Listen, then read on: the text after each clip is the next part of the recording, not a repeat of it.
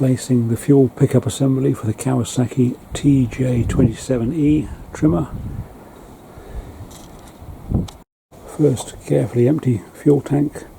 Remove 1, 2, 3 screws from the bracket that holds the fuel tank in place. Carefully remove the bracket and fuel tank. Carefully remove the 2 pipes that come out of the carburettor, noting the colours and positions. Now use a small screwdriver to gently and carefully remove the 22mm grommet from the fuel tank. Just get it under the edge. You should find you work your way around, you should be able to pull it out reasonably easily. This is the old assembly that I've removed. That little bit there, that little filter, goes into the fuel tank. There's room for it to go into the hole where the grommet comes out and just sits into the fuel tank. And then you just push this grommet carefully back into the fuel tank, and it should. I found it went in reasonably easily. Just get 3/4 of the size in, and then just gently and carefully. I'd managed to do it with my fingers, probably better than doing it with a sharp implement, because you might mess up the grommet. And pop that back into the tank, so it's all nice and tight fit and secure and doesn't leak. I found it easier to refit the pipes to the carburettor with the fuel tank loose. It just makes it that much simpler. So remembering where the colours were originally, the black one is going to go onto the, in this case, the lower of the 2 pipes that are sticking out. Just push that gently on. If you need to trim the pipes a little bit to stop them getting in the way of things, do trim them, but be careful you don't trim them too short, so as they end up with tight kinks and the fuel can't get through. Now I'm going to fix the blue.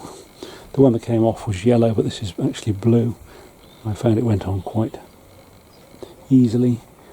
The one that came off had a little spring sort of clip on it, but this one seems to stay on at the moment anyway, quite well. So I haven't bothered to put the spring clip back on this one, but it does seem, now you can see me pulling on that, but it does seem pretty firmly on there, as does that one. That one didn't have a spring clip, the black one, but the other one did. The blue one did, but seems to be on there pretty securely. And then now just going to pop the fuel tank back on and screw up all the screws.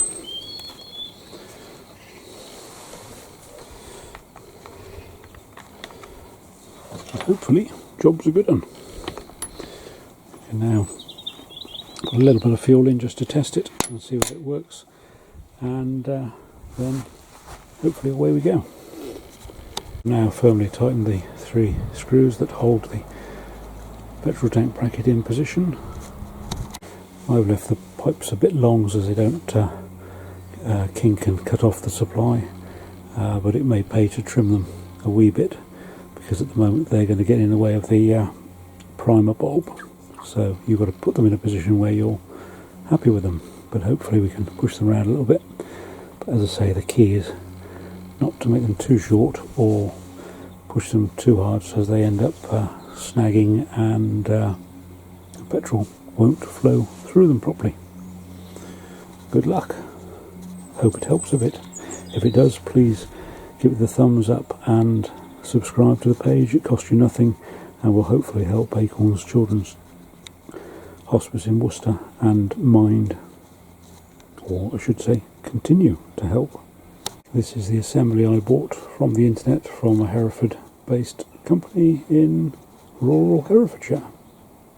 Hurrah! We've been replacing the fuel assembly on a Kawasaki, but I'm sure the basic principles are much the same for a lot of different trimmer engines, so I hope you find it useful. There we are. So, there it works.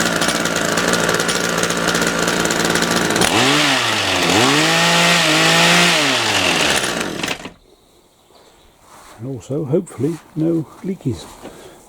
I'll just check it for any leakage around the grommet, which was the original problem, but there doesn't seem to be any leakage, so that's good. And I've left, as I say, the pipes quite long, and I can still get my finger in between them to press the primer bulb, so I'm reasonably happy that that's okay for me.